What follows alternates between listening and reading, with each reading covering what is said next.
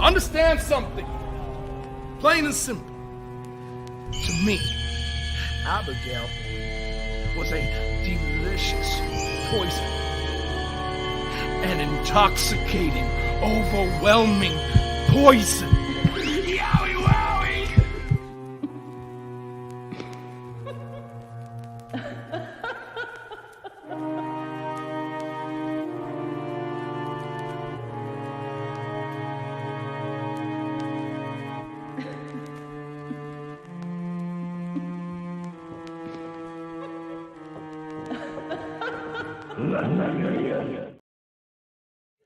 What's up, everybody? Welcome to a special edition of Abby's Window, and wow, we are so excited for this evening because we have a very special guest that we're going to bring on screen in a second. But before we do that, I wanted to uh, officially say hello to the two people above me, and that we'll start with Dom. Dom, hello. How are you this evening? Oh, you're on mute. You're muted, Dom. No, it was so I could take in the full beauty of that opening theme. But yes, I am particularly good today. I'm happy to be here for a very special insight. It's good to be back with you guys. Awesome stuff. And as always, we have Abby, Jody Gilly. Jody, how are you this evening? Fantastic. I have been excited about this all day. Yes, as have I. And I'm going to bring on our guest. And I'm going to give a brief introduction. He is a writer, producer, director of horror movies.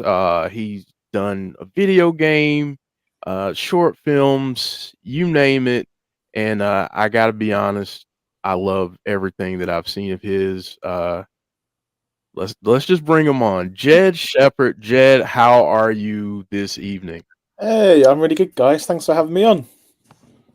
Yeah, thank you for being here. And we're, like I said, we're so excited to have you with us. Jody, I guess we can get right into it. I'll let Jody kind of kick us off with some questions, and then we'll just kind of go round table from there. And then what we can do at the end, if it's okay with everyone, is take a couple questions from the live chat. Cool. Yeah, that sounds like a plan. So, Jed, tell me how you got your start. Why horror? Well, how did you get your start that way? Good question. Wow, what a big question. That's the first question. Why horror? Well, like I think the real reason why I'm into horror is like I'm half Asian. My mum's from Philippines, and I have always had monsters and ghosts and spirits and ghouls and rituals like in my childhood, like any Asian family. They really believe that stuff. They really believe that everything around you is spooky, and there's spirits all around you that you have to appease and do things to.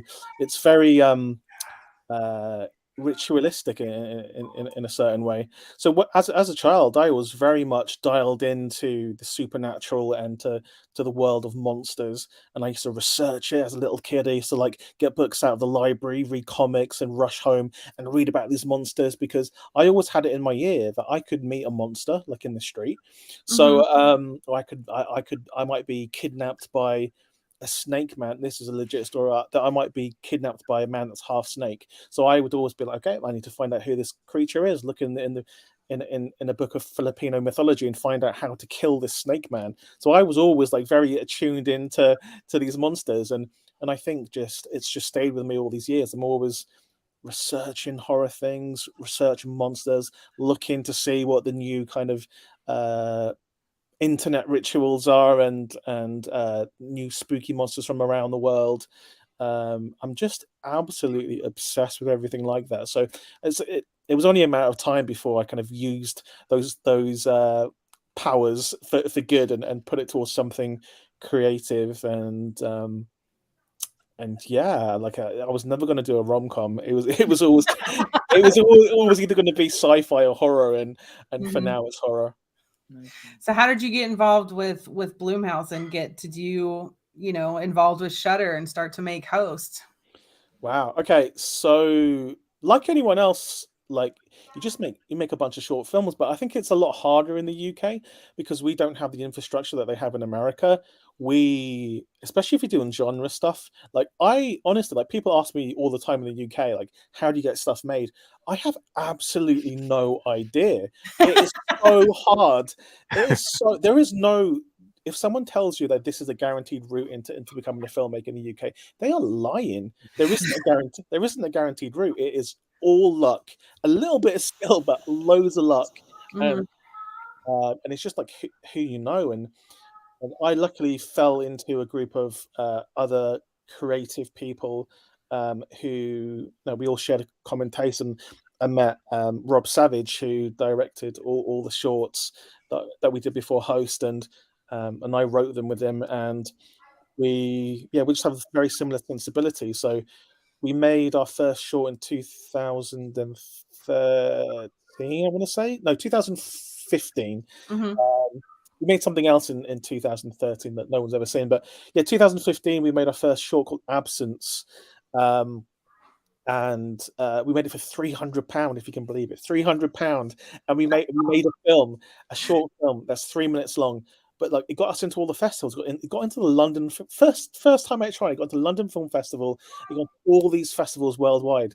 Mm. It's just like, okay, like let's be a bit more ambitious. So the next thing we made was a thing called Dawn of the Deaf, which again we just stuck our hand in our pocket and made it. This is no one would give us any money, so we had to stick our hand in our pocket, use our own money, our own credit cards, and we made this film that got us into Sundance.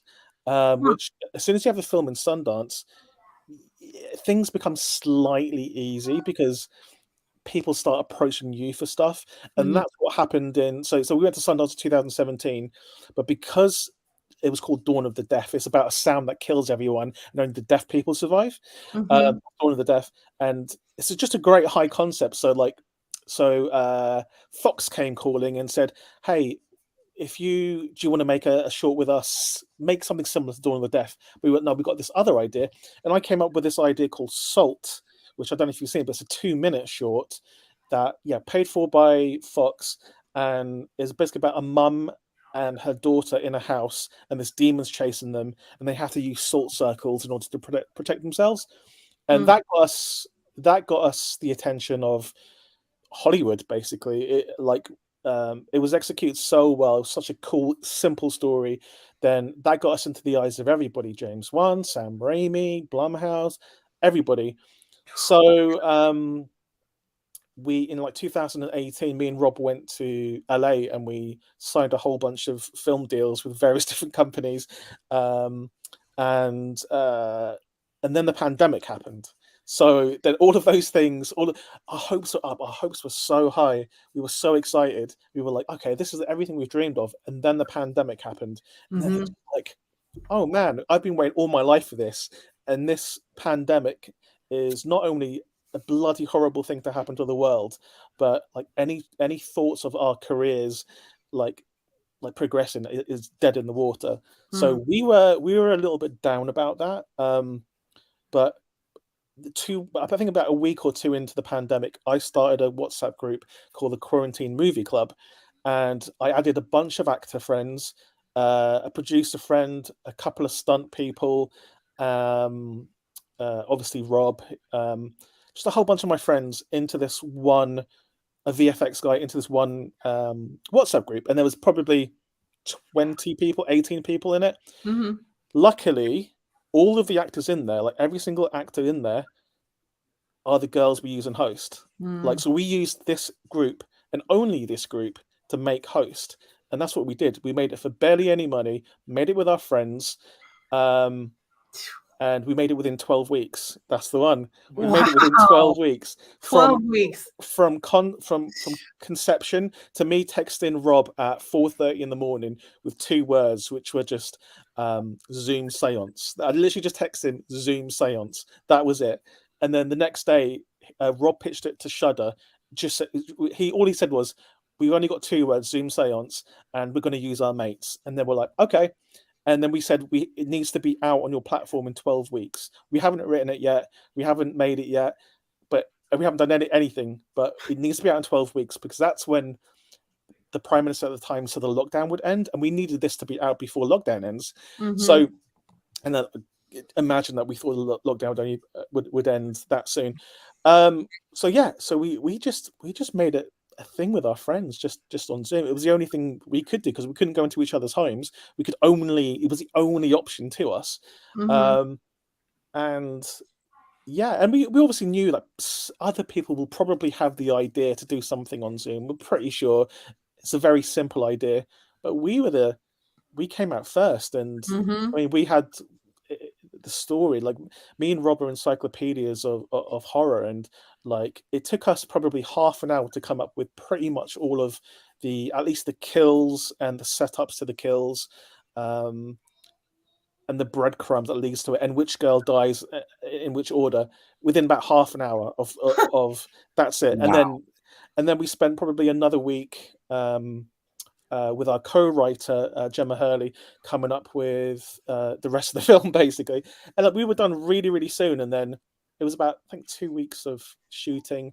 Robin and the ladies just experimenting on Zoom, following the general story that we said, but they improved a lot as well. So we can't take credit for all of their amazing lines. Like those ladies are just an amazing dynamic. They're friends, and they're real friends. Mhm. And so that's the real dynamic of the friendship group. Everything you see in Host is genuinely pretty true, and that's their real houses, everything. So we made it, and we just didn't know what we had. Like there was no press, there was no poster, there was no trailer when we released it. There was nothing. Shudder didn't really do any marketing whatsoever. So we put it out on July 31st. And we thought, okay, cool. We made a thing with our friends. What's next? And then it just blew up like beyond imagination. Just like the week afterwards, me and Rob and Gemma are on BBC Breakfast News, like at like 6:30 a.m.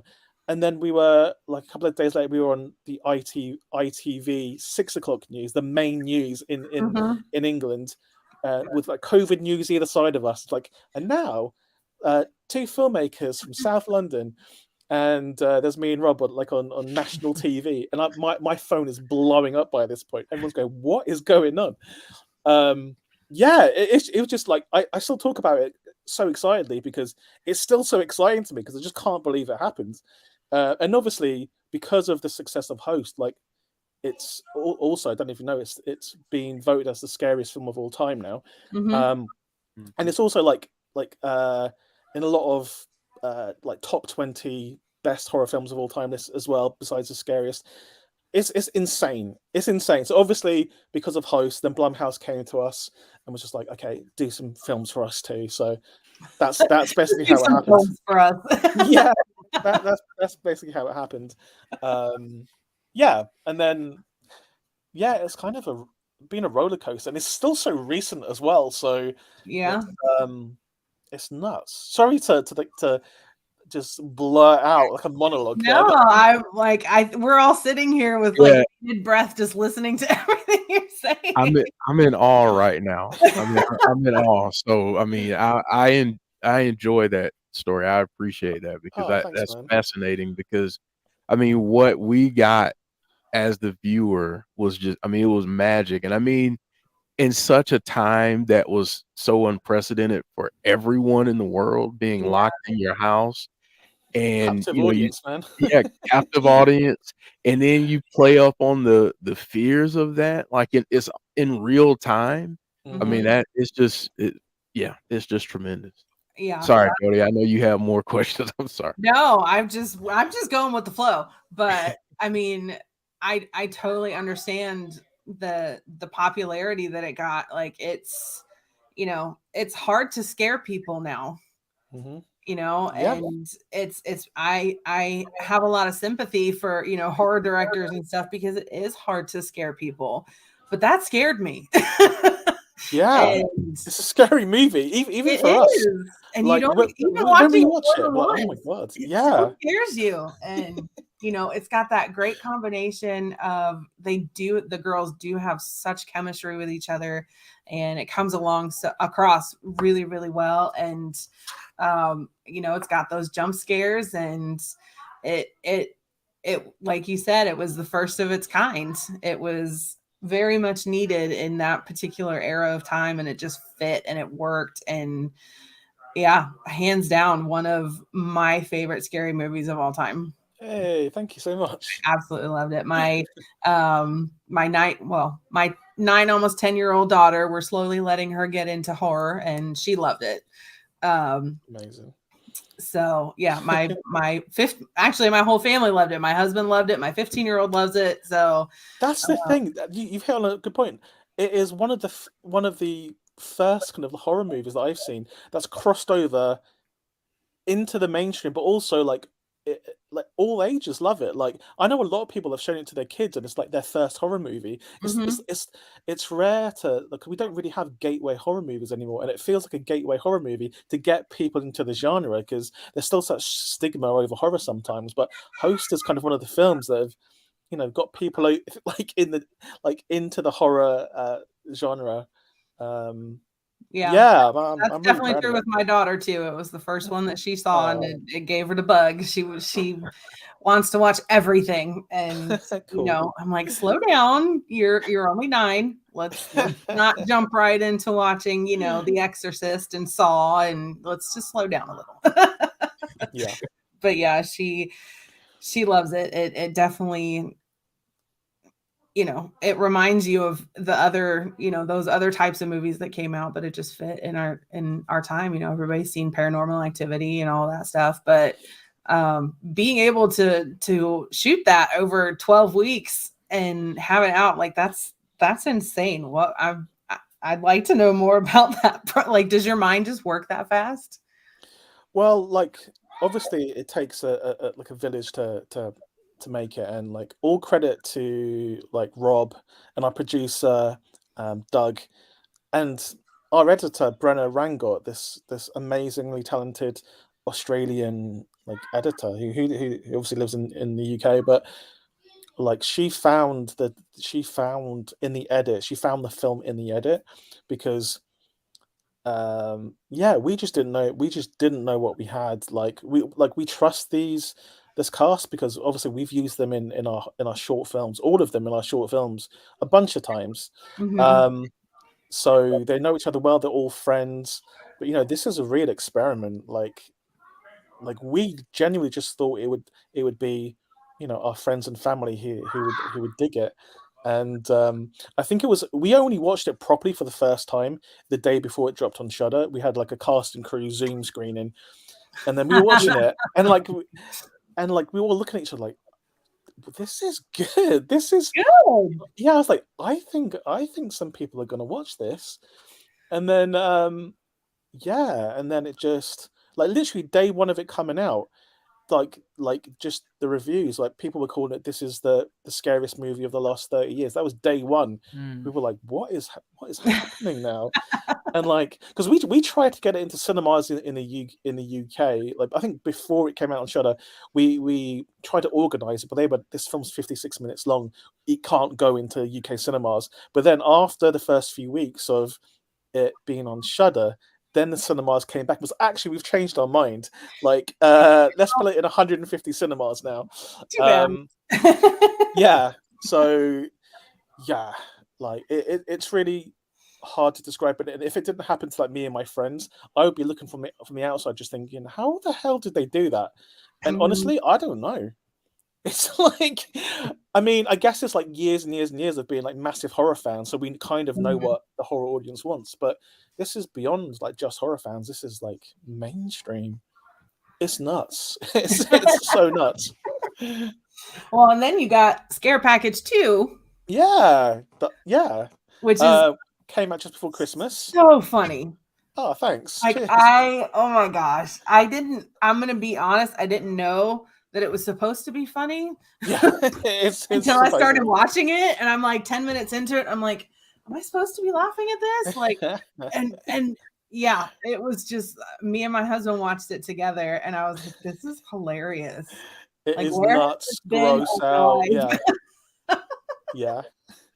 And obviously, in my segment, the host girls all come back, Mhm. and it's the first time they're all together on screen, and that's why that's why the first thing you see of all of them is all of them together in the same frame, because you didn't get that in host. They were never together in the same frame, so I thought that would be nice for everyone to see them all together again.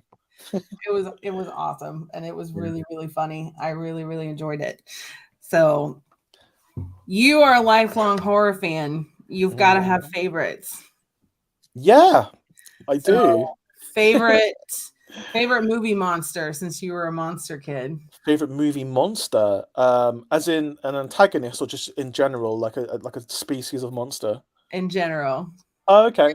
Well, my favorite type of monsters, I guess I'm very basic, just zombies, but deadites specifically, like Evil Dead type zombies. That's what I like. The kind of A new one coming out. yeah, I can't. Oh, New it looks trailer? so good. Oh my gosh, Yeah, and I that's what I cannot. love. That's what Sam Raimi does. Like, well, I know Sam Raimi isn't directing it, but he's producing it. But his world, it just brings fun to like horror, and we're missing that nowadays. We're missing the fun in horror all throughout the 80s and some of the 90s. Just every horror movie that came out was just so much fun, and then for some reason we got so serious. It's like this is crazy. This is why we can never have another good Nightmare on Elm Street, because we've lost our sense of fun. Like, it's ridiculous. But Freddy Krueger is my favorite horror antagonist, of course, because he is the only horror antagonist you cannot escape from, because biology conspires against you. You have to sleep. You can kick Chucky in the head. You can close the door on Michael. You can run away from Jason. But you can't run away from your own body and your own need to sleep, your own brain. So even if you cut off your eyelids, Freddy's going to get you, and there's no escaping. He's inevitable, and that is the scariest thing of all, because it's your fault that he kills you because you fall asleep, and that's just scary. So that's Yeah. why I love Freddy Krueger so much.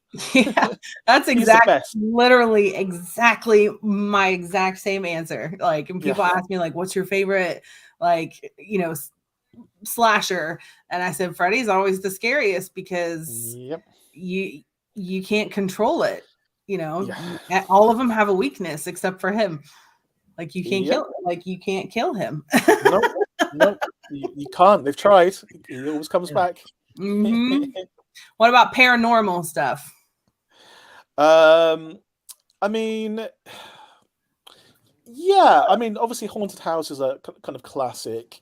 So I like all that stuff. But I mean, found footage movies. I know you didn't ask for my favorite subgenre, but anything found footage, like, I just absolutely love. I think it's the closest you can get to feeling like there's danger, because every other film, it's a film. It's a film. There's a director. There's a camera in the way, and the camera and the crew are your shield.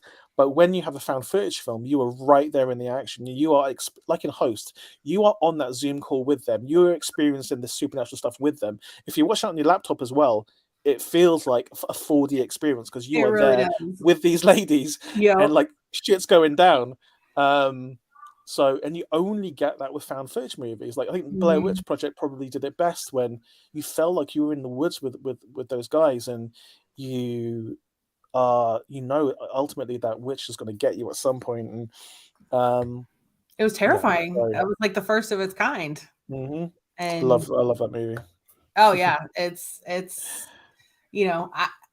I know a lot of people are like, oh, it's boring, you can't follow it, and I'm like, they're boring. The people that say that are boring. It is not boring. It is you so have to tense. get into it. And I think one thing with us on the show in particular, and our a lot of our regulars, being Bray Wyatt fans, he has kind of conditioned us to look at every single little detail.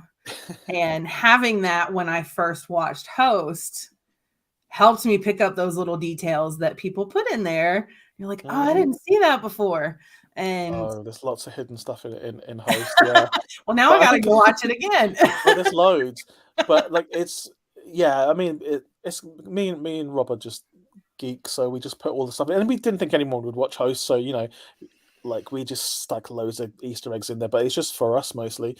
And just like, for instance, like my favorite film of all time is Night of the Comet, this 1984 like horror movie starring Kelly Maroney and Catherine Mary Stewart, and um, like the Zoom code at the start contains letters. There's a character in Night of the Comet called DMK, and it contains his DMK, and also Ghostwatch was one of my favorite ever like horror things, and it's a 1992 BBC fake documentary. It's kind of like a grandfather found footage films, and that came out on Halloween 1992.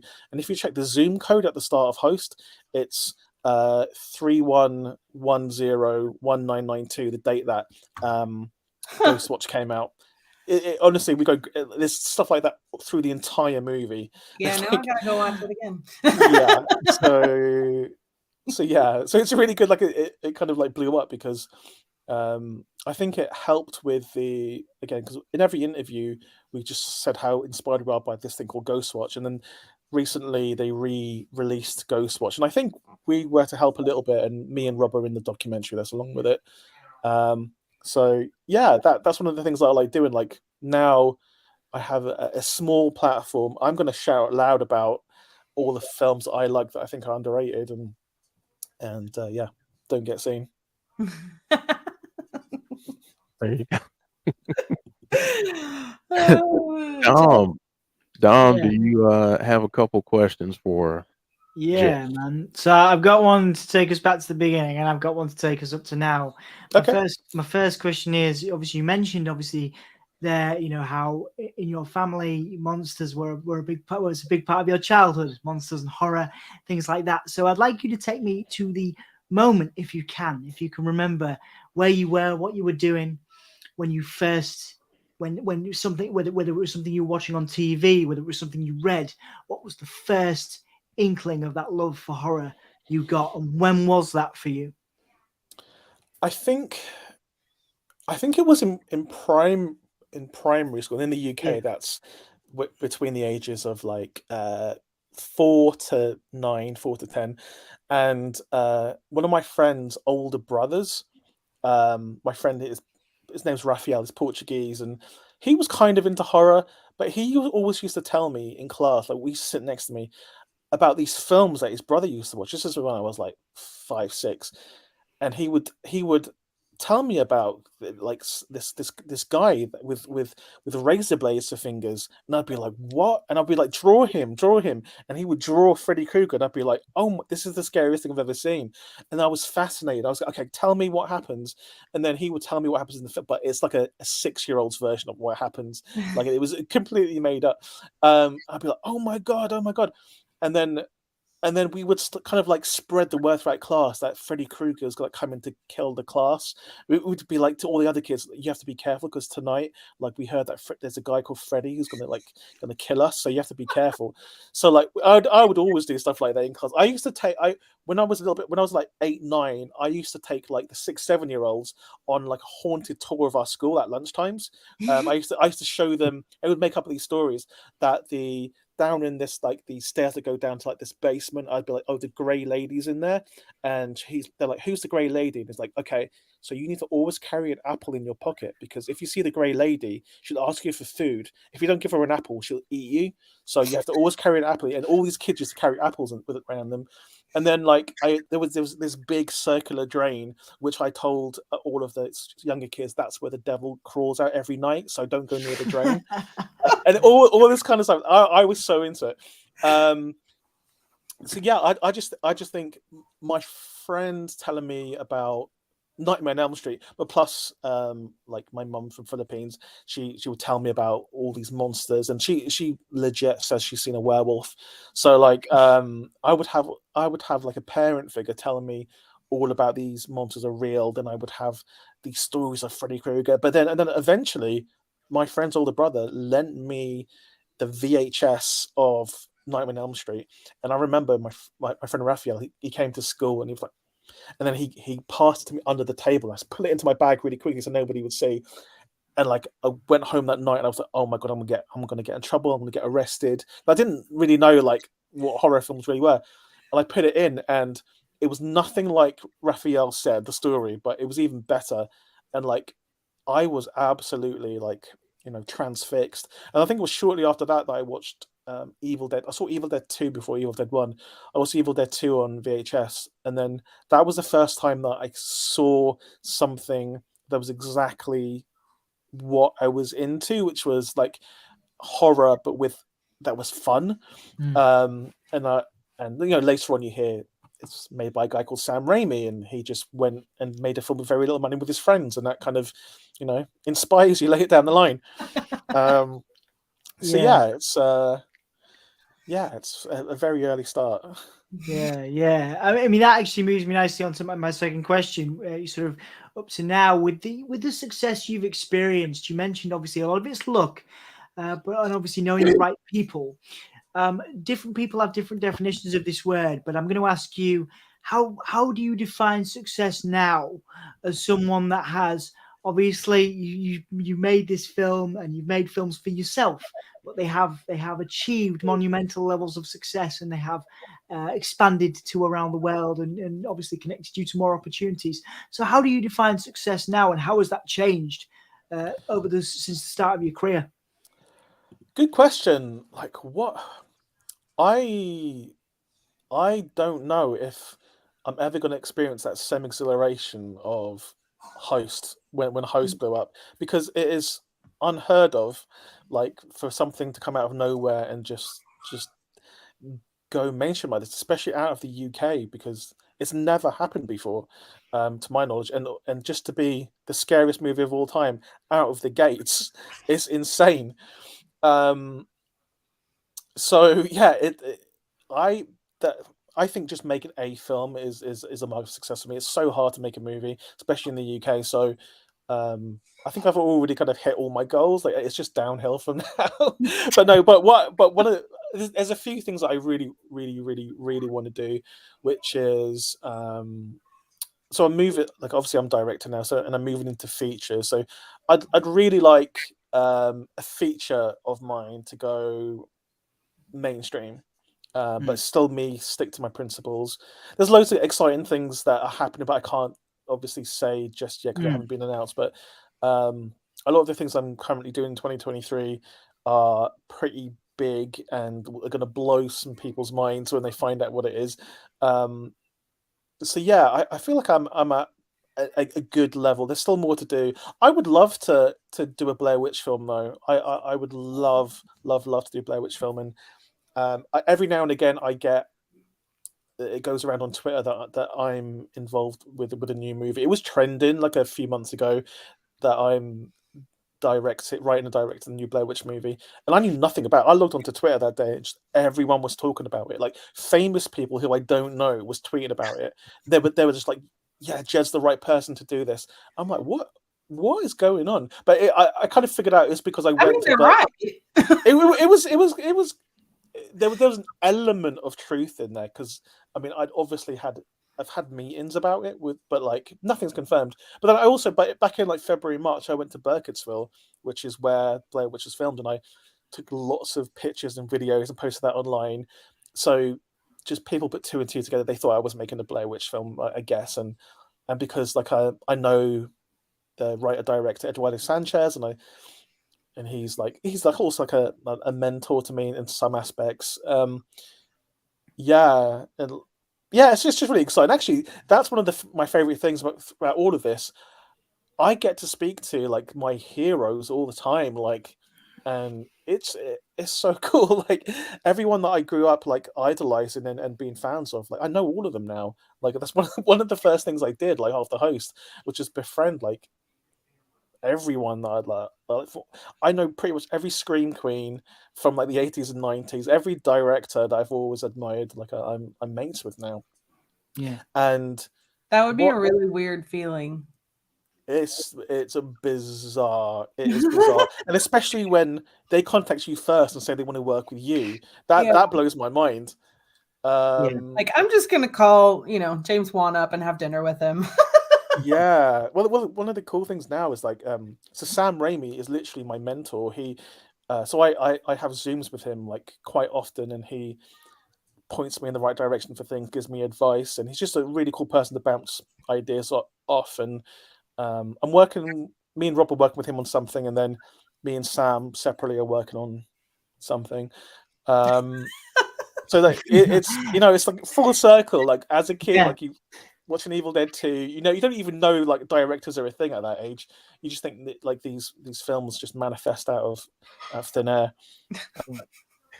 So yeah, it's nuts. I thoroughly recommend everyone making a horror movie because the horror community is so cool. It's so interesting. Like if you show true passion for the genre and people see it's authentic, then they'll take to you. And I feel like horror community have really supported me, and I really appreciate it. You know what? If I was making rom-coms, I don't think the rom-com community would put their arms around me and like help me out and support me. But That's wonderful, man. That is wonderful. I do want to squeeze one more in because I know Jeff has a ton of questions for you, and I'm gonna. This is my last one, but there will be people in this chat that have, maybe they're of a certain age and they're discovering horror for the first time, or they want to direct and they want to create like you have done. And you mentioned obviously getting to meet your heroes and all these things that have happened because of your skill set. But for anybody watching this, any young person who is where you once were, what would be the? I'm going to put you under pressure here. 3 key tips. 3 key tips for anybody watching this or watching it back after we're done, of what to do, how to get yourself out there, and how to, to not, I guess, make it is a dirty phrase, but certainly create something that means something to other people, as you have been able to do numerous times now. I can only talk from my experience, but if you're doing horror specifically, you need to know the genre because it changes so fast, and you need to know what's come before in order to do what's next. So my advice: just watch everything, even movies that people consider bad. Watch them because hidden in those movies are sometimes really cool ideas that just didn't go far enough. And just be a big fan. I am a film fan first, and then way down, I'm a filmmaker because being a film fan, that's I would retire right now if I could just watch films all day. I'd be happy with that. I don't need anything else if I could just watch films all day. So just be knowledgeable about it. 2, find like-minded people, and you could do that on the internet, man. Like it's not like back in the days. Now you could just go on Twitter, type in a hashtag, and you'll find a bunch of people into the same things as you. And you can either do that like online or in real life, like meet up clubs, or you can meet them at film festivals. Film festivals are really, really good. Third one is the most important one of all, and that is be a good person, be kind, because people are more likely to want to work with you if you're a kind person, a good person. And I don't mean, like saving puppies or like saving cats from trees. Just don't be a dick. It's as simple as that. That will get you so far in life. People don't understand. Like, it's free. It's free to be nice to people. I don't know if people understand this. It's free to be nice to people. There's nothing stopping you from being the best you can be. Just be nice. What's so hard about that? And people, I find, especially on the internet, especially on Twitter, are mean to each other. People just fight, and I go and log onto Twitter, and I only use it for like commenting about films or like just seeing what's up in films. But people are fighting every single day in the horror community, in every community. People are just fighting and moaning, and I know the world is full of evil and badness, and there's horrible things happening all over the place. But how about you try and put some positivity back into the world? Because that's what you get. What you get back what you put in. So I'm always waking up every day and thinking, okay, I'm going to fill today with so much positivity. I will be nice to everyone I meet. I will not say a negative word about anyone behind their back, in front of their face, anyone. I'll only be nice. And I feel like that reflects back on me. Like people are nice back to me. So yeah. That's great. Kind. Thank you, man. Words to live by. Don't be a dick. Yeah. Yes, that is life lessons with Jed. that is Thank a you, good man. life lesson. Not a good life lesson, not only in filmmaking but in life in general. Just Yeah. Just don't be a dick. yeah. We need T-shirts. We need merch with that. That's Yep. that's what we Hashtag, there you go. Hashtag don't be a dick. Well, Jed, I have a few questions for you. The first one, I kind of want to go back to the beginning again Mhm. You were talking about your childhood and and your heritage. When it Was there like a lore or mythology or a story that really stuck with you as a child even up to now, and has that inspired a story that you've worked on or maybe will work on at some point? That's very interesting. Well, like I said, I'm half Filipino, and there are so many creatures in the Philippines. There's so many monsters. Like honestly, the Filipino mythology is so rich, but like so untapped as well. There's not enough people who know. People know some Japanese monsters, like Japanese water monsters, a kappa, stuff like that, and some Korean ones because everything Korean is very popular right now. But like Filipino ones are just unbelievably cool. They all have crazy magic powers, and Filipino people believe that you'll meet one in the street. And um, so there was I'm not sure I can say this, but there's a project with a certain very, very big horror director who wanted me and Rob to explore a particular Filipino monster.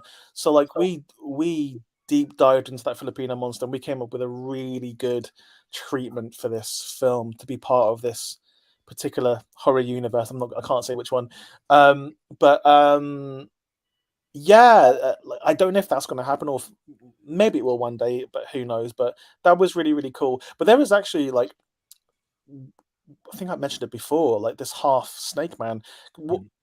My mum told me the story. My sister and my mum were in Manila, and they were in this mall, and they went into a clothes shop, and there was a, they wanted to buy something, and there was a changing room, and they just had one cubicle changing room, and they watched a girl go into this changing room, lock the door, and just heard to kind of like getting changed or something. But she was in there for like 20 minutes, and they were just like, "What's going on?" And they put their ear to the door, and they couldn't hear anything. So they said to the only woman working in the shop, "Can you check on this woman? She might have fainted or something." So the woman got like a chair, and she looks over the cubicle, and the girl was gone. No joke, the girl was gone. And like, so that she put her hand down, opened it from the inside, and was like, "Okay, you guys can go in now." And my sister, who was there, was like, "No, no, no, no, no! What happened to the girl?"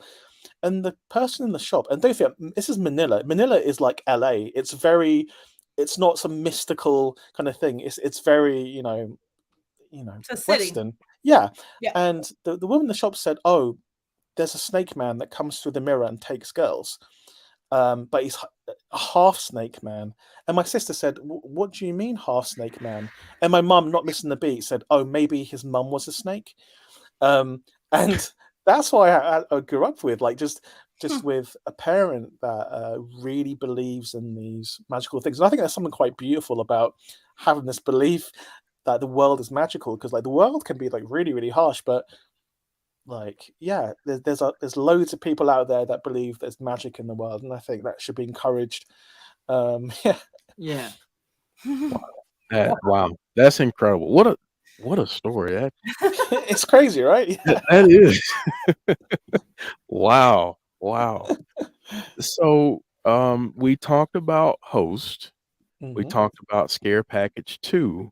Hmm. I want to ask you about Dashcam Yep. Our Blumhouse and movie. yeah, and, kind of the idea behind it and how that started. So we had before Host, when me and Rob were in LA just pitching ideas around. So this was probably 2018 or 19, I can't remember. This idea we had about a woman in a car who live streams, and she picks up a possessed person, and that's kind of really all we had.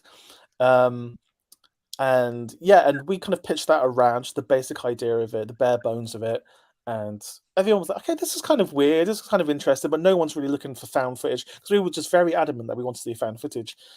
But then after Host, and then when Blumhouse wanted to make a whole bunch of films with us, we were like, "Okay, well, there's this film Dashcam, we want to do it first."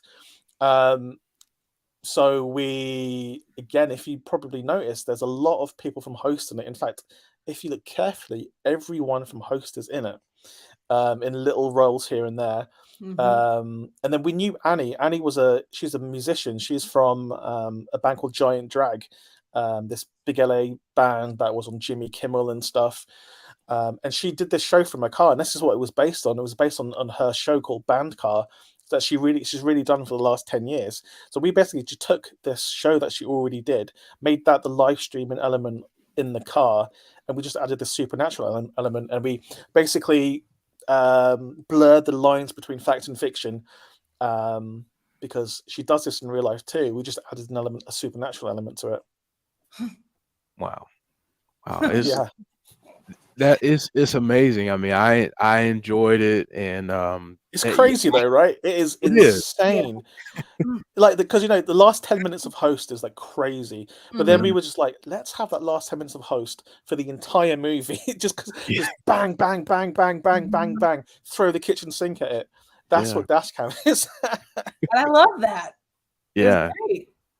It's tremendous. I mean, and after I watched it, I went and looked up some of the story about Annie, and it was just so cool how all that just tied in and how you use that. It was just tremendous. Yeah, Annie is an individual. We'd never be able to cast someone as an actor to play that role, because it's such a unique skill set. The ability to be quick on your feet and also do her version of rapping and like tying everything that's happening. And also we paired her with Amar Chadha Patel, who plays Stretch in it, who is now in Willow. He is like the co-lead of Willow right now on Disney Plus.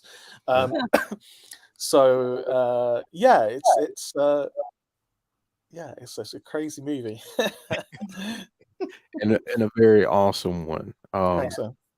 So this question is more for the technical side of writing. I get couple parts to this. One, where do the ideas start for you, and how do you know when to take it from a thought in your head to I'm taking it to paper to I'm typing it up? And the second part of that is, where do you draw your inspiration from when it comes to things that you would like to write? So inspiration can come from anywhere. I think being knowledgeable about the genre, especially the specific subgenre of horror that you're dealing with, if it's found footage, you kind of need to know as many found footage films as possible, so you don't repeat things that other people have done, because the horror audience is very cine literate, and they'll know if you just copied something. It's fine to kind of subvert certain things people have done in the past, like do something but then just change it a little bit. But if you're straight up ripping things off, then it could become, there's no point, it's already been done. So yeah, I mean, I get my ideas just from the ether, just my experience. It just comes to me. I'm really lucky because I digest every bit of kind of spooky media you can think of, like horror stories from the last 100 years, like horror novels, like classic M.R. James short stories, Dante's Inferno. Anything like that. Yeah, like classic, like 16th century literature. Like I studied English literature at university, so there's a lot of really cool things in poetry as well. And the just Shakespeare's he's the GOAT. Like every single one of his stories has a supernatural element to it. Like I remember when I first in secondary school, when I first read Macbeth, I was like, oh, what witches? This is cool. This is cool. So supernatural things in his grave. Oh yeah, exactly. He put a curse on his grave that you can't ever move it. Yeah. And like Hamlet has that vibe as well, and all of them have an element of like some kind of ghostly presence. So it's in literature, especially in the UK, for hundreds of years. So it's that, and also like I visit a lot of spooky places as well. Like I like spooky tourism. I like going to like supposed haunted places. I'm also a big fan of just finding things on the internet, like true stories around the internet, on Reddit, and when people say, "Oh, like, I remember a story from school, like someone said there was a headless man and blah blah blah." There are things, there are little nuggets you can take out and think about. Another good place that I kind of pull inspiration from is there is a magazine in the UK called 40 Times, and it's been going for like 50, 60 years. And basically every month it rounds up all the weird stories from around the world, all the spooky stories from around the world in one publication. And I love that stuff. I buy like job lots of like old 80s 40 Times, like off eBay, and it's just like gold for like stories, true stories as well. I mean, you could probably find most of those stories on the internet now anyway, but I just like flicking the pages. It's nice to have a book, like an Yeah, actual book. Yeah. exactly. Yeah, and just talking to people as well. But I think if you base something as grounded as possible, then that's the foundation you can build a spooky story upon. Like, Host is very grounded, is set in the pandemic, and Dashcam is grounded because it's about a real person who really does similar things. So like there's an element of realism to all of this. And I think in order to scare people, you need to like be close to what they used to. And actually, Dashcam's number 8 in the scariest movies of all time. Host is number 1. So yeah, we've done something right. But yeah, but inspiration, to cut a long story short, inspiration can come from anywhere. It's really hard to kind of pinpoint down, but yeah, hopefully it just never dries up. Yeah, and then I don't think the horror well is drying up anytime soon. I hope not. not at all. And then in terms of writing it, so you get your inspiration. Mhm. Now how do you draw from that inspiration to taking that to jotting that down or typing it up as a story? Well, you kind of have to decide what format you want it in. Is it going to be a comic? Is it going to be a short story? Is it going to be a screenplay? Is it a feature? Is it a short? And different things fit different stories. Ultimately, I always am aiming for a feature, like a feature. So it may start off as an idea for a comic, but eventually that comic can be spun off into a film or a TV show. So I think ultimately I'm always thinking about the most cinematic thing possible, and not cinema streaming, cinema like theatrical. I'm always aiming for theatrical. What's the and actually it's something that Sam Raimi taught me. Like, always think about what at every point of your film, what the audience is thinking. So say for example you've got a scene where there's a guy sitting in his house, and there's a open door behind him that leads into blackness. What do you want the audience to feel at that point? And if you want the audience to feel scared, what you can do is position the camera in a certain way so it's like static on that open door, because you're conditioned to think something's going to jump out of the darkness. If you're playing something for comedy, then maybe like a cat will jump on the guy's lap or something. There's different. You've always got to think about what the end user, what the audience is thinking. And I'm a type of person who wants to make movies for me as a 15-year-old. I'm just thinking that back when I was a kid in the cinema, what would I want to see? What would inspire me to go out and want to make movies? So that's the kind of films that I want to make. And I'm always I have this thing where in every story, film that I write or make or whatever, there has to be I have this rule called the 2 fucks rule.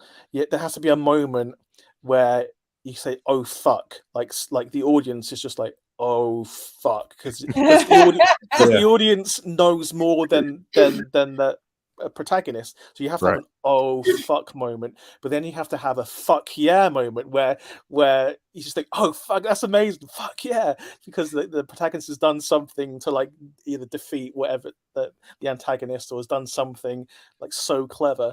So you have to have the 2 fucks, I think. That's one of my rules. That's awesome.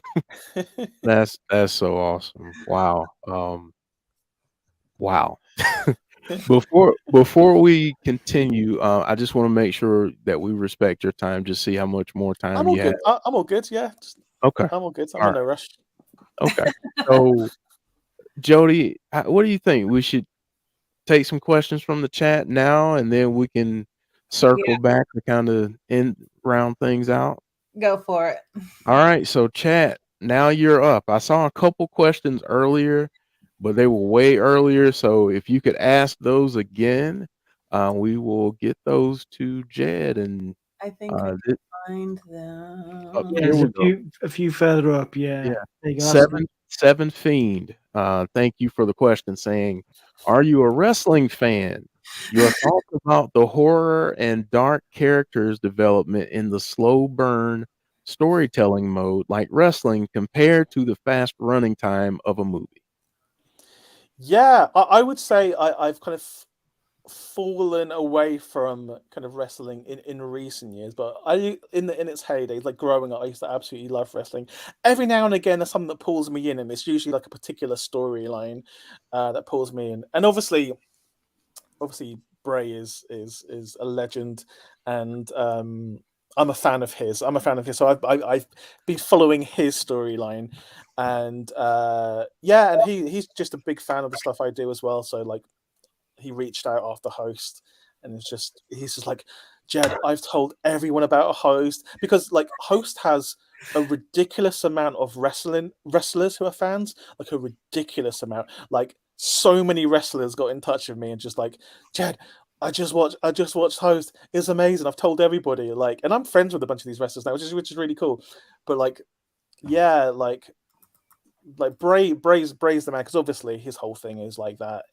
He appreciates a good horror storyline, Mhm. and yeah, me and him have discussed some things potentially to do together, but we'll see. He's a busy guy, and there has to be the right thing, I Yeah. guess. But I would love to do some stuff, some wrestling stuff. But I would need to have full control, and I know that's like hard for a wrestling federation to give a right of full control of what's going on.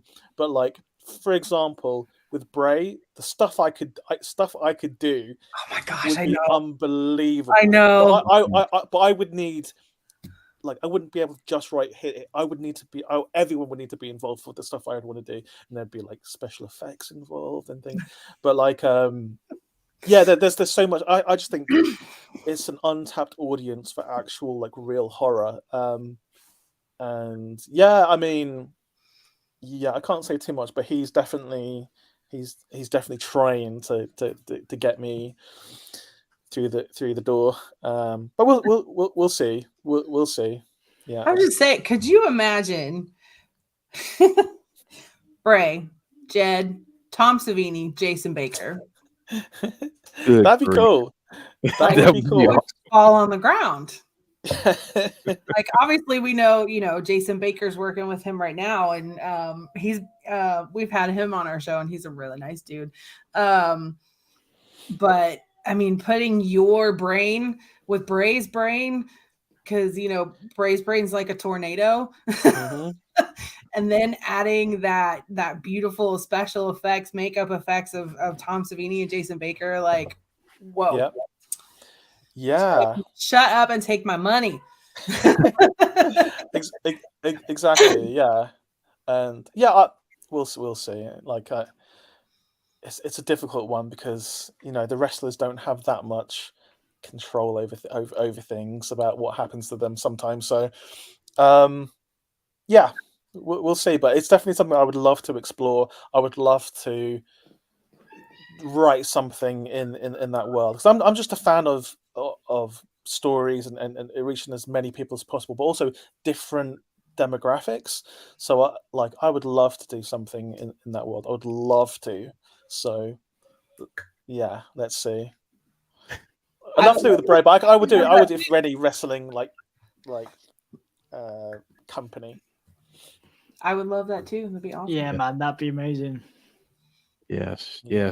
yes. Dom, did you have a question? I saw you. Man, there's so many, you know, there's so many, and once again, man, I really appreciate your time and energy. I work in part time in music. That's one of the things I do as part of my day job. So, have you got any favorite sort of bands and artists that you love that you listen to? Again, could be a solo artist, could be a full band, anything that you listen to and you vibe off, either when you're creating or whether you're just chilling out. Music is on. Music is almost up there with film for me. Like, I mean, I used to run a record label that was pretty successful up until the pandemic, when I just basically like closed it down because Oh, nice the one, film man. the film stuff was taken over.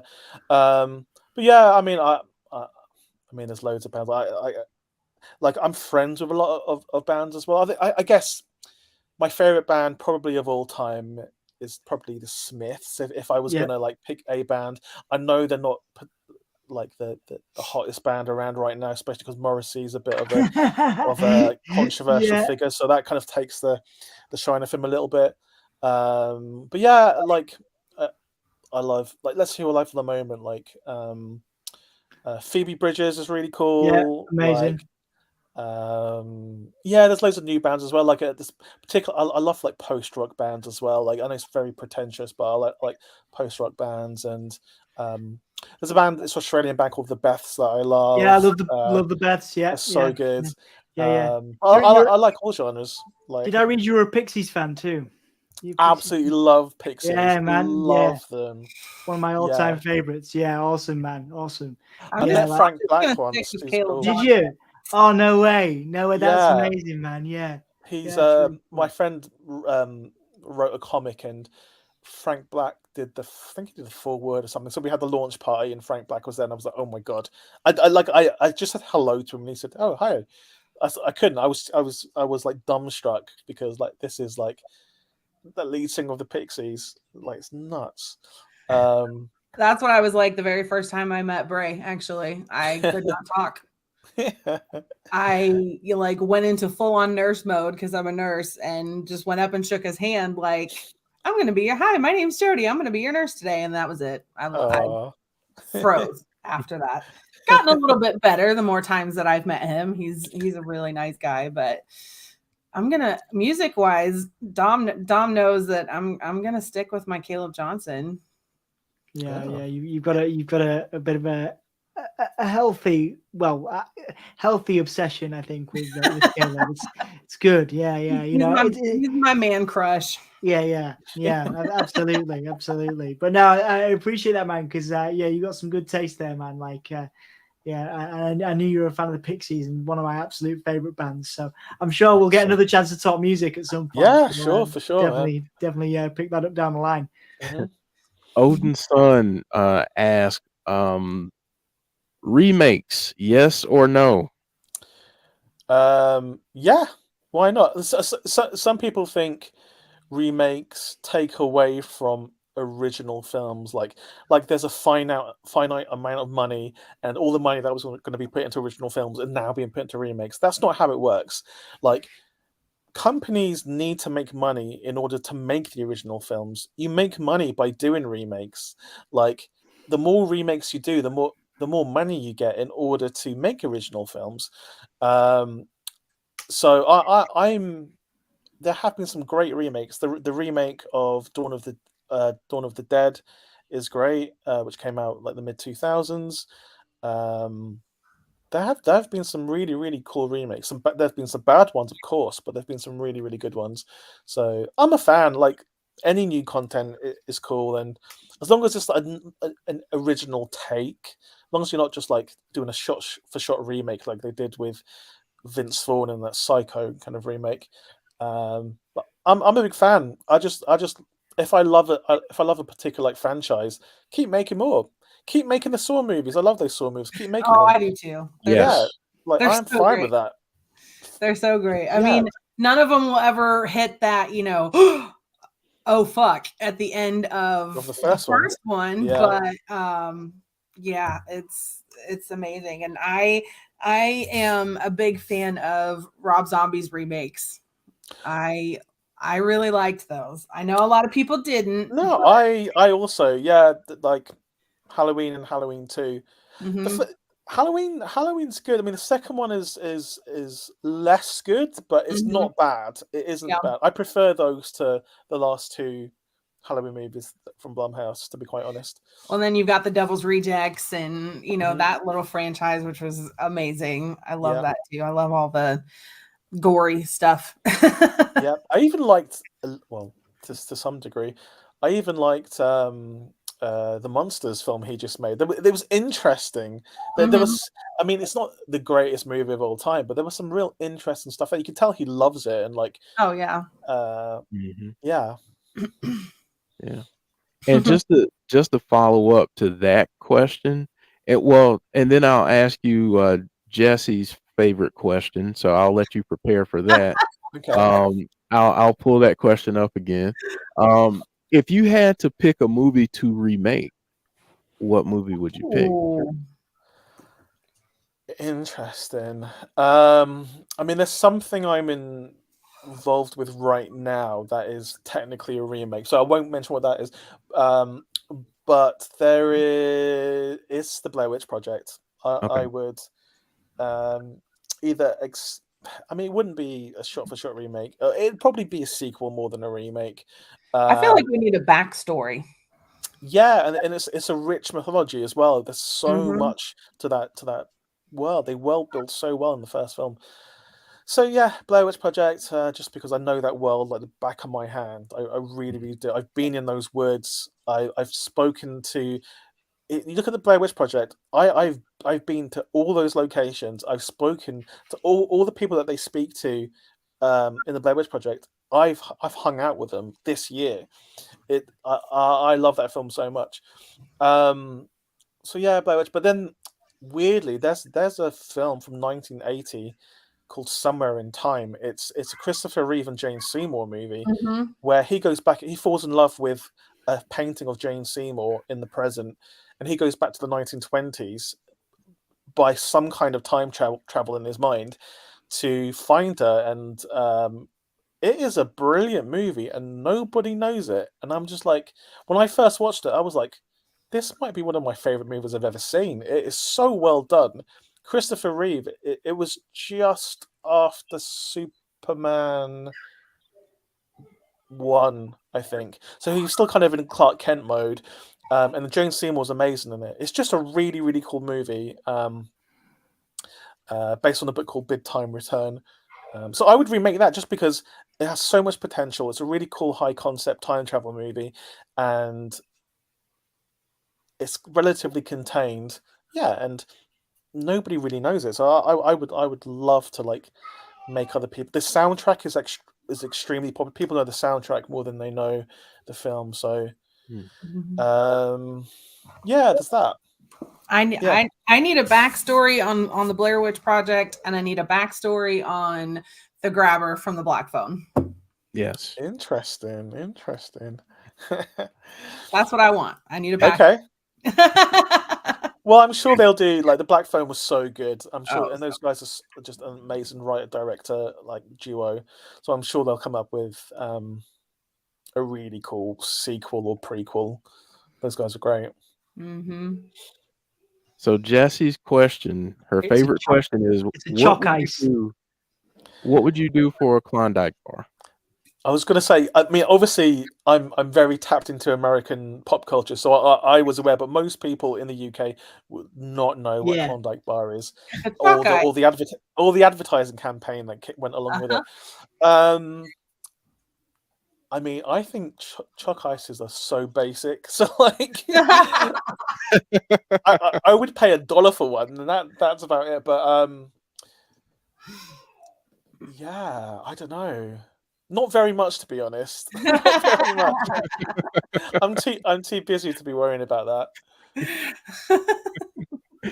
Um, so Joe's in the chat too. He's the other member of this channel that joins us. He couldn't tonight because he was at work, but I think you already answered this, but he asked favorite slasher flick since I'm a huge Friday the 13th fan.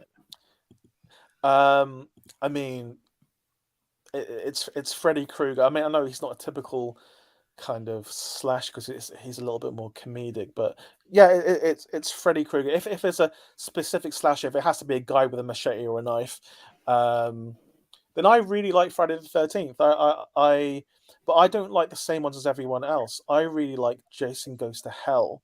I like that one because it gave me my most excitable moment in a horror film where I don't know if you guys remember at the end of that movie where Jason is down on the ground, up from beneath the earth, Freddy's glove appears and pulls him down into hell.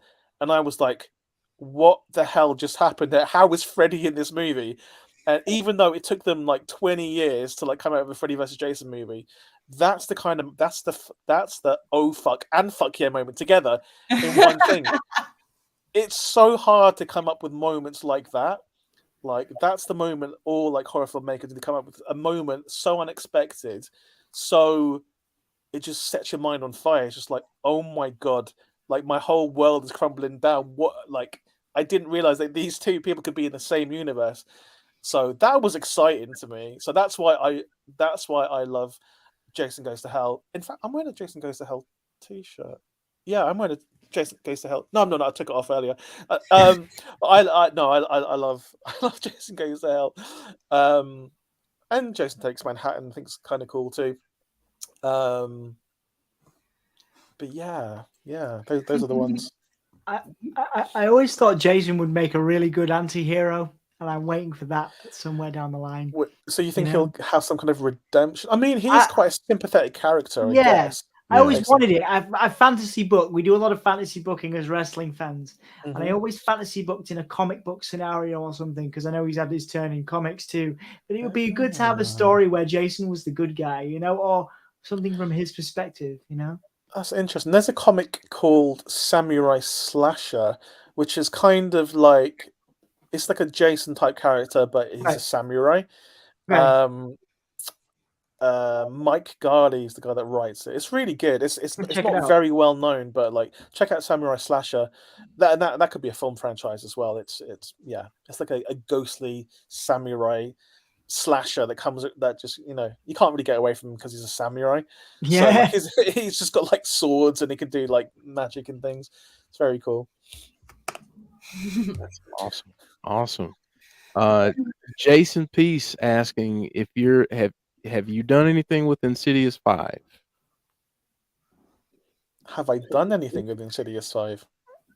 I mean, could you tell us if you had? Oh no, I'm just wondering why that's an interesting question. But no, I'm nothing to do with Insidious 5. But it's interesting he asked that. But no, I love the Insidious movies. I think they're great. The first Insidious movie, one of my favorite horror movies, and in fact, Insidious is the second scariest movie of all time according to the most recent 2022 list, just below Host. Yeah. There you go. Absolutely. This is a good question for Big Dan the Cat Dad. Yeah. So, do you think a movie based on the backstory of Reverend Kane from Poltergeist would be something you'd be interested in making? I find him to be very slept on horror villain in the genre's pantheon. I have a T-shirt of Reverend Kane that I bought recently. I also think he's really underrated, and he's one of the scariest like bad guys in a horror movie. He's just scary, man. That actor, I don't know how they found him. He looks evil. I mean, I think he died either very close to filming or like not too long afterwards.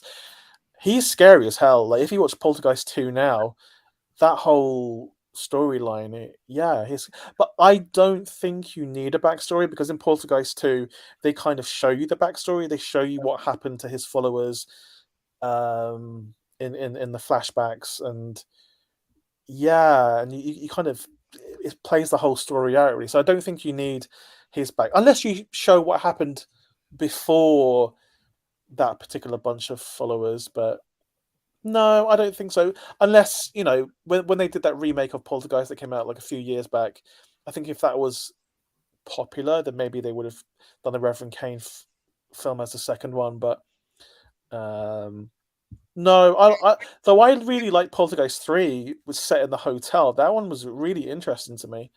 There's some really, really, really cool effects in Poltergeist 3. Really cool effects. Mm-hmm. Yeah.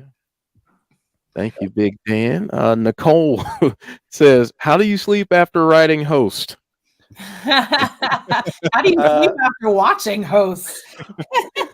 Really well.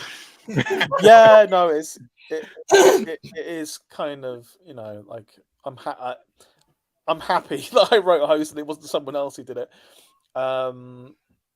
But yeah, like, I mean, one of the places I get inspiration from, of course, is dreams as well. So I'm the kind of guy that just wakes up and goes, "Oh man, that dream was crazy." I'm like, I want to Need to write that write that down and save it.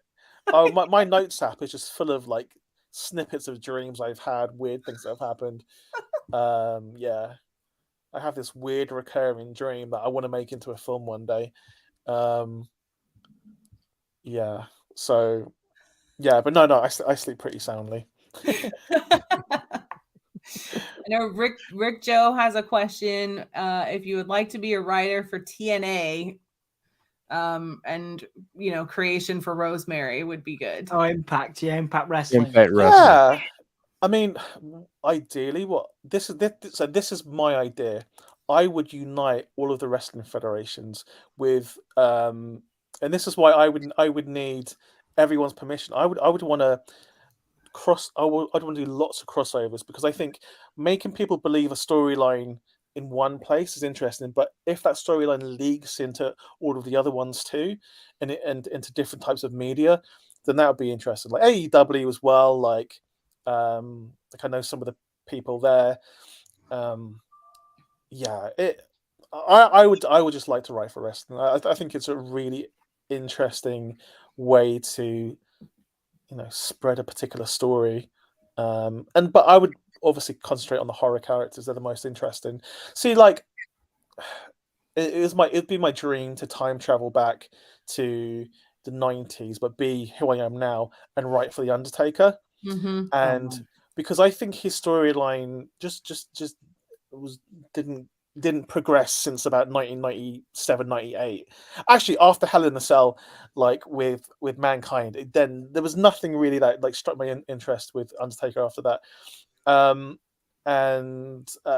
Yeah, I would build his supernatural. I mean, I could do it with Bray. Like there's things and ideas I have that I could have done for Undertaker. That yeah, someone else can have these ideas. But there's tons of like real theatrical things you could do that like magicians do on stage in front of an audience that I don't think has ever been used in wrestling, where you could do certain things that absolutely give people a show and scare them at the same time. And just people don't do. Maybe it's the cost, maybe it's just the expense, but yeah, there's lots of stuff you could do. Speaking of that, one Mr. Bray Wyatt has a pitch black match coming up, which should be quite interesting. If you had to kind of, you know, that you've talked to him and stuff, like what kind of things do you think we can expect from this match? And I'm not really au fait with pitch black matches. Is that I'm guessing that's just like lights off, right? Yeah. From what we can gather, it's an arena, a dark arena match, basically. Yeah. Okay, so it's interesting because there's something I'm doing at the moment that involves like pitch black and stuff. So I would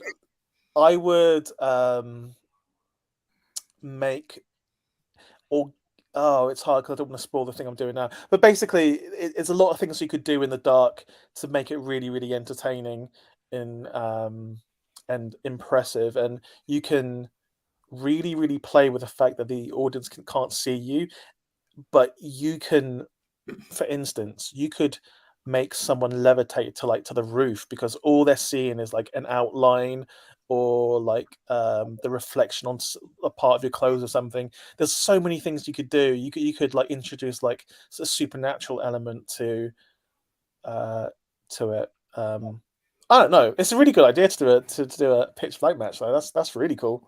Love that. Especially for somebody like Bray. I mean, Yeah, you I'm know, sure I he's can put loads of imagine. ideas into it. I'm sure. Yeah, I'm sure he's I got the best people working on I that. can imagine spotlights coming up and seeing all these different kinds of characters, like his return was. Yeah, Seeing all these yeah. different kinds of characters that Jason Baker has created with him, and I'm looking forward to it. I think it's going to be different.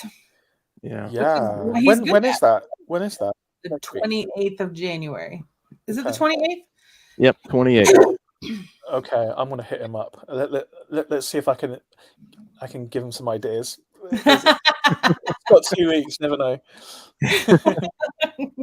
That would be awesome. So DJ V Tazzy says, do you have any advice for people that want to start writing horror movies? Yeah, well, besides like literally watching every single horror movie you can, like subscribe to Shudder, subscribe to Arrow Player. Netflix has tons of horror. Tubi's free service in US with 1 million horror movies, 1 million fan footage movies as well. So just watch as much as possible so you know what's out there, so you can do something different. But one really, really good way, specifically for writing, is download the scripts of all your favorite horror movies. Like, I would say a really good one to download, and it's easily available, is the script for The Conjuring, the James Wan film The Conjuring, because that is such a classic horror movie setup, but it's executed to perfection because James Wan is a master. But if you read that script, it's so tight, so well done.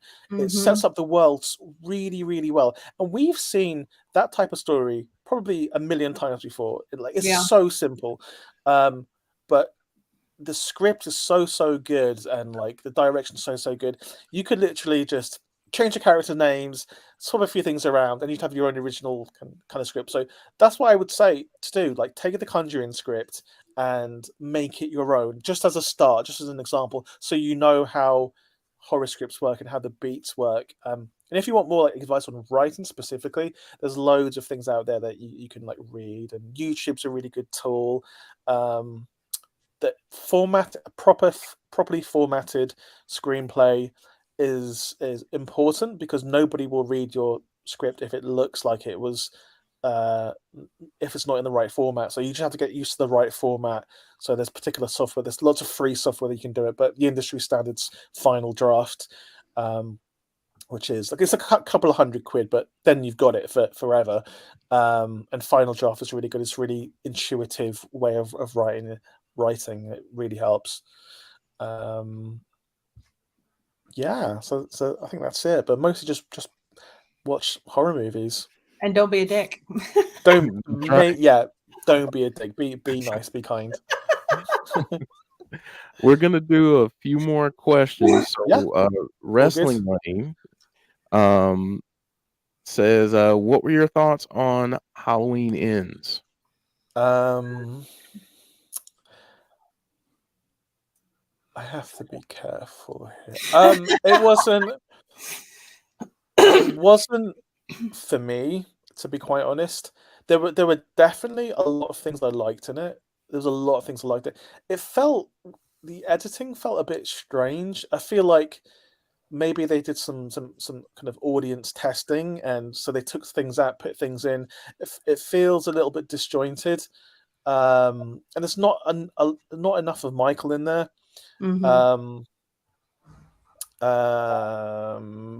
But yeah, it was my least favorite of the most recent three. But I just love that world, and I love Jamie Lee Curtis. So I liked her story being completed.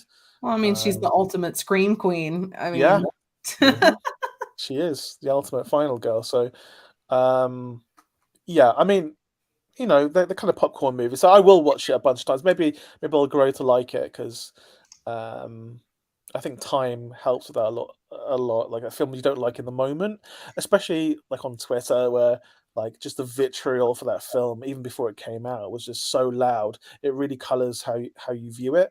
So I think once the dust is settled, people will revisit Halloween Ends and kind of appreciate it a little bit more. Awesome.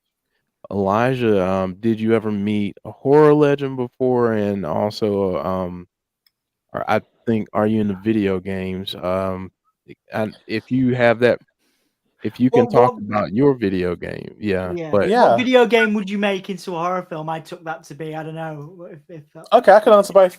Well, I have met every horror legend you can think of. Meeting Sam Raimi is like my ultimate like horror person. So like I know him now, which is really good. And also like Eduardo Sanchez, who's the director right of the Blair Witch Project, which is one of my favorite movies. So yeah, I feel like I know all the Scream Queens now as well, which is really cool. My favorite movie, by the way, my favorite movie of all time is Night of the Comet, which is a 1984 film about two girls who are somehow spared from a comet passing Earth that kills everyone else, but they survive. And the two leads of that is Catherine Mary Stewart and Kelly Maroney.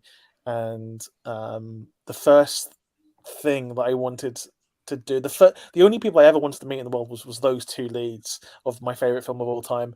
And now I'm friends with them. Even prior to Host, I was friends with them because I went out to LA and I met up with Kelly Maroney, and then she surprised me one time by bringing the other lady from the film to this bar that I was going to meet her at, and it's the coolest thing in the world. Now that was prior to Host though. But yeah, so I'm making a video game. It should come out in a couple of months, hopefully. Called Ghosts. Stars all the ladies from Host, and it is a live action horror game. awesome.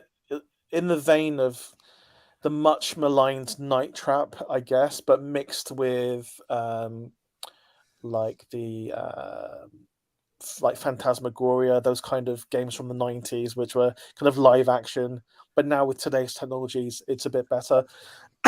So yeah, I've been making that for about 18 months now, and it's getting bigger and bigger and bigger and bigger and bigger.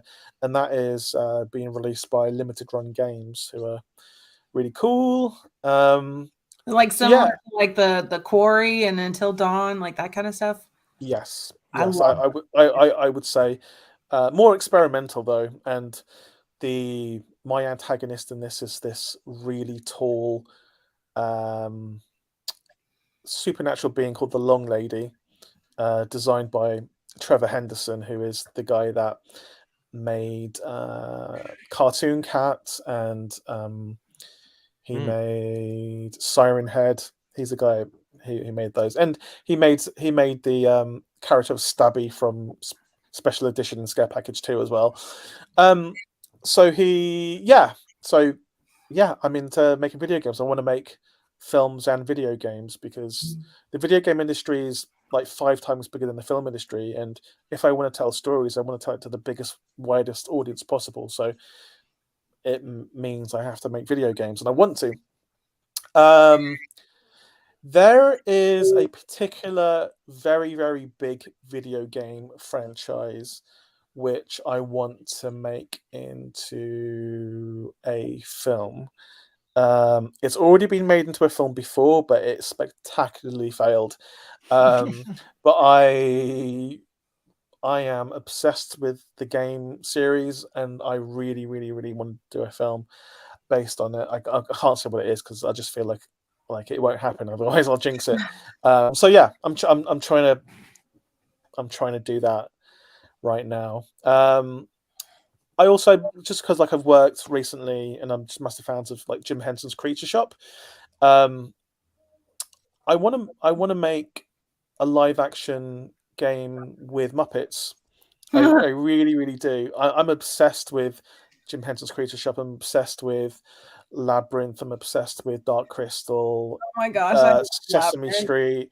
Oh, Honestly, that this was a year, staple of my childhood was Labyrinth. I mean, yeah, one of my favorite films as well. I promise you, this year I will either direct an episode of like something to do with the Muppets or Sesame Street. I'll do one of those because it's on my list. So I want to do it. And I speak to Henson all the time. They're big fans of what I'm doing, and I'm just waiting for the right thing to come along. But yeah, and actually that's one of the my favorite things that's happened as well are just getting to speak to someone like Jim Henson's Creature Shop, and they actually they made my long lady creature in my video game is a Jim Henson's Creature Shop. So they made this 15-foot creature for me. It's really cool.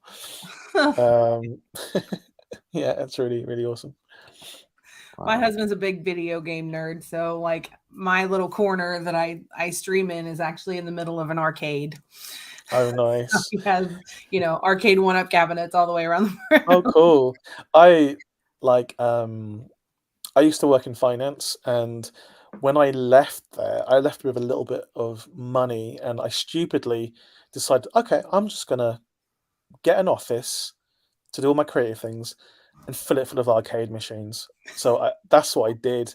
The most stupid idea ever, because how can you concentrate when you're surrounded by arcade machines? Nope. So I bought so many arcade machines, and I would just be so, and everyone would come over and Yep. and That's kind of like our space now. We've got Yeah. 1, 2, 3, 4, 5, 6, 7, 8, 9, 10 of them. You've got 10 one-up machines. Amazing. Okay. Yep, Well, what ones do you have? Golden Tee. We have a Star Wars pinball machine. Here, I'll just turn the camera around. Yeah, I want to see.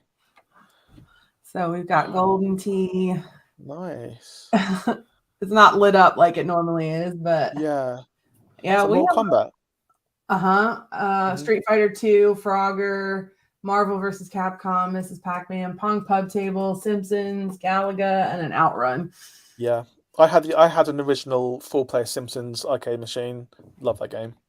We have fun with it up here. We have little family game nights, and it's fun. Very, very cool. Yeah. Couple more questions here, if that's okay, Jed. Of course. I know Jacoby asked this one before, I think, so I wanted to make sure to get to his. Are you into family comedy movies? I know they seem past, but what legendary comedy from the 90s would you like to reboot if you were doing a comedy? That is a cool Good question. Yeah, I love 90s comedy movies specifically. Interesting. There was a period in the 90s, I think it was 93 or 94, where Jim Carrey had the top 3 highest grossing movies of that year, with The Mask, Dumb and Dumber, and Ace Ventura: Pet Detective. I would love to do a Mask movie, because that is basically horror. You could really that's amazing. wrench the horror, because you can make it start off as a family comedy where he's just running after the girls, getting into hijinks, but then you can't take that mask off. What happens when you're stuck like that, and it's compelling you to do evil things? That's probably where I would take the Mask. Pretty dark, man. Yeah. Yeah, exactly. That's what I do. But I guess is it 1989 or 1990? I love When Harry Met Sally.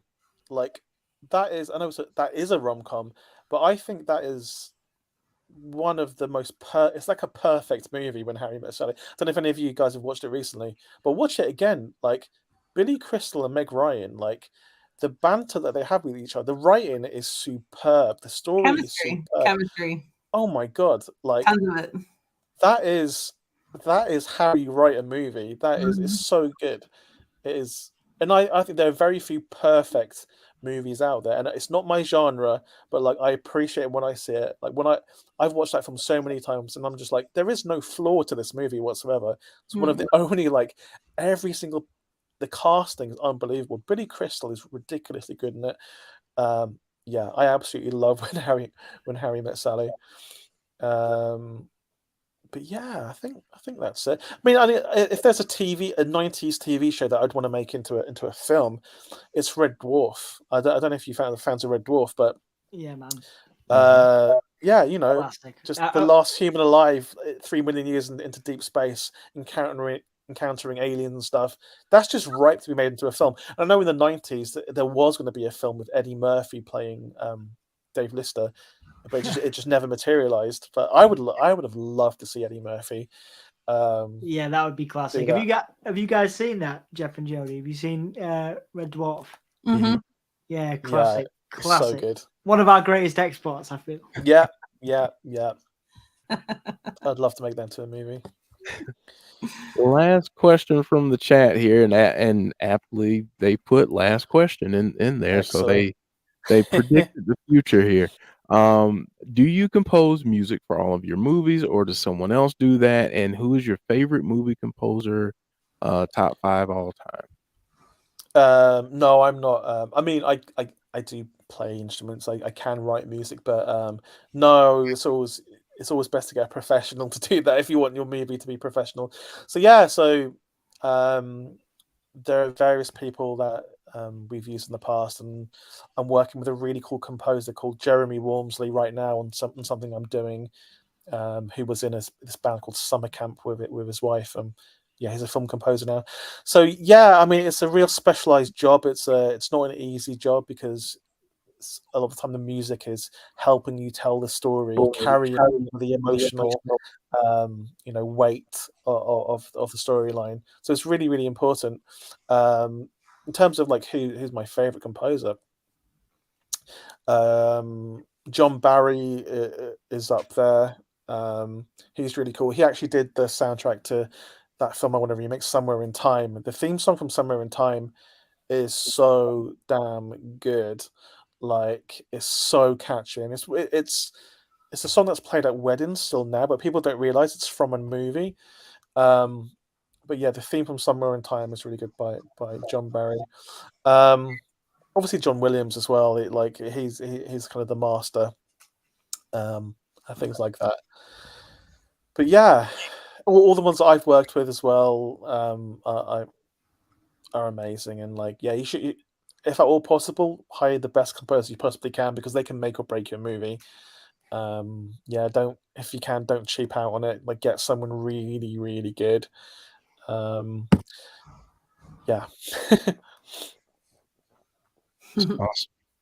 Thank you so much for answering those questions. Thank you, chat. Thanks, chat. Great questions. Thank you for all of those questions. So I guess we're going to start to wrap it up here. I'll start with Dom, and then we'll work up to Jody in terms of any final thoughts or anything you want to say to Jed before we have him say goodbye for the evening. Nice one. Well, yeah, Jed, thank you so much for your time, mate. Really appreciate it. Obviously, really appreciate the chat as well and those questions, like Jeff said. Obviously, we've got lots coming up on the Insiders, lots coming up on Sounds from a Gimme Hole. From my end, we're going to talk music with Jed at some point down the line for sure. Yeah, sure. Excited about that, and thank you guys for being here. And again, Jed, thank you, because I know it is 1:45 a.m. where we are, so where I am. So yeah, you're in. It's all good. Yeah, I'm in London. Yeah. So I didn't know if you were in America right now, but yeah. No, so I'm in London at the moment. It's early in the morning where we are, so I appreciate your time. No worries. Thanks for asking me on. Like this has been fun. Jody. Harper has a question for you. Okay, Harper, go easy on me, Harper. Are you interested in seeing the new horror movie Megan? Yes, it isn't out in the UK, I think, till Friday. We're getting about a week after. Yeah, so yeah, I can't wait. I'm excited to see it too. Oh, it's so good. And you're probably roughly the same age as the girl in the film who has Megan. So yeah, you'll have a real good appreciation for it.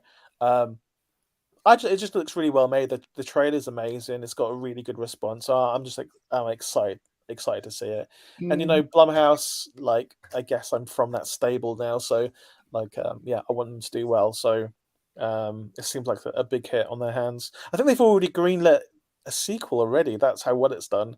So oh really?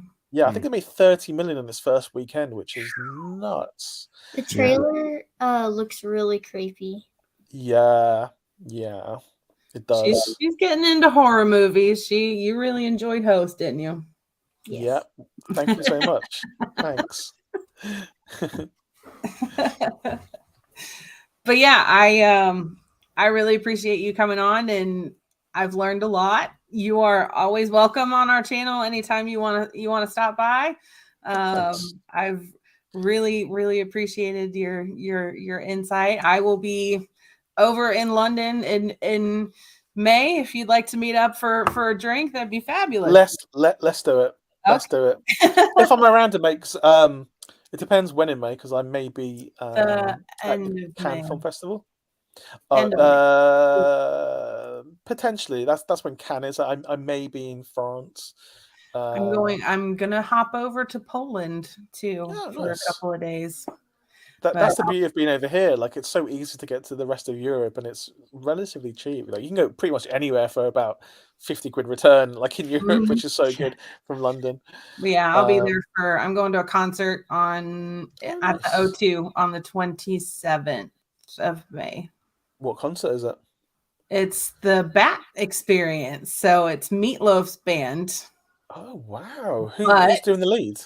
Caleb Johnson. Oh right, Yeah, okay. so Caleb's gonna have a fun time. Jody's It gonna be is a crowd surfing.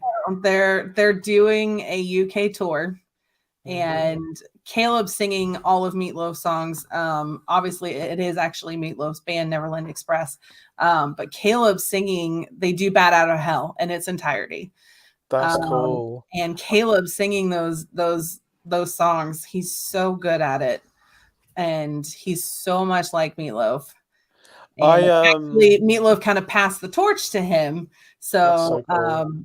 you know, he does such a good job with it, and it's such an amazing show.